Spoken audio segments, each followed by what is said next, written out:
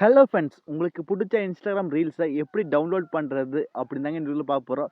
நீங்க நம்ம சேனலுக்கு பார்த்தா புதுசா வரீங்கன்னா, நம்ம சேனல சப்ஸ்கிரைப் பண்ண மறந்துறாதீங்க. சப்ஸ்கிரைப் பண்ணிட்டு பக்கத்துல ஒரு பெல் பட்டன் வருங்க.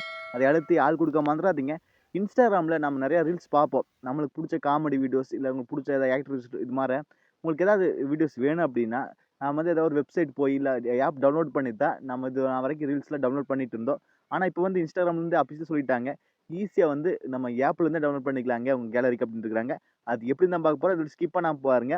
சரி வாங்க வீடியோக்குள்ள போகலாம்.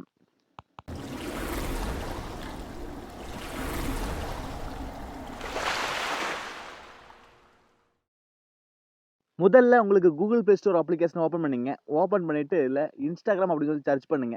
சர்ச் பண்ணோனே நம்ம அந்த Instagram ஆப் வருங்க. இதுல அப்டேட் கேட்டிருக்கான்னு பாருங்க. ஏன்னா புது அப்டேட் வெர்ஷன்ல தான் இந்த ஃபெசிலிட்டிய அதாவது இந்த ஃபீச்சர்ஸ எனேபிள் பண்ணியிருக்காங்க. அதனால நீங்க அப்டேட் பண்ணி இன்ஸ்டால் பண்ணிக்கங்க.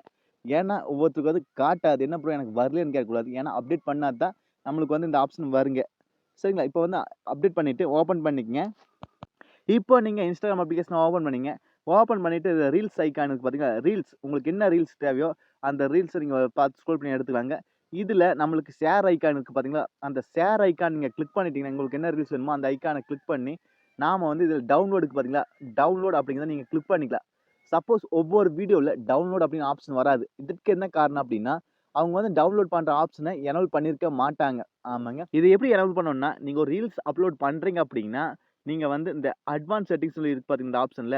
இதுல வந்து அட்வான்ஸ் செட்டிங் அப்படின்னு கிளிக் பண்ணிக்கலாங்க. சப்போஸ் இல்ல செட்டிங்ஸ்ல வந்து நாம வந்து டவுன்லோடிங் இருக்கு தெரியுங்களா? அதுல இதே மாரி தான் இருக்குங்க.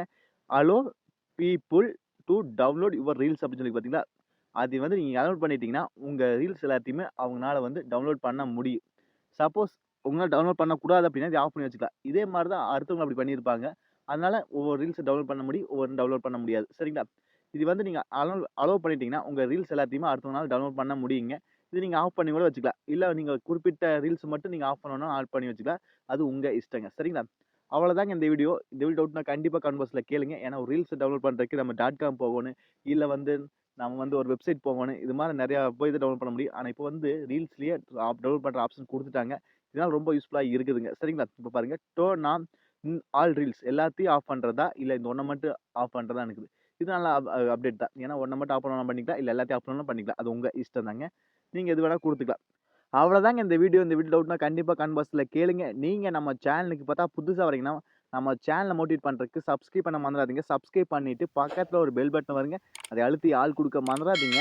நீங்க பண்ற ஒவ்வொரு சப்ஸ்கிரைபுமே எங்களுக்கு ஒரு மோட்டிவ் தருங்க. அடுத்த வீடியோ பண்றதுக்கு. சரிங்களா? மீண்டும் ஒரு நல்ல பதிவில் சந்திப்போம் நண்பர்களே. பை. Take care.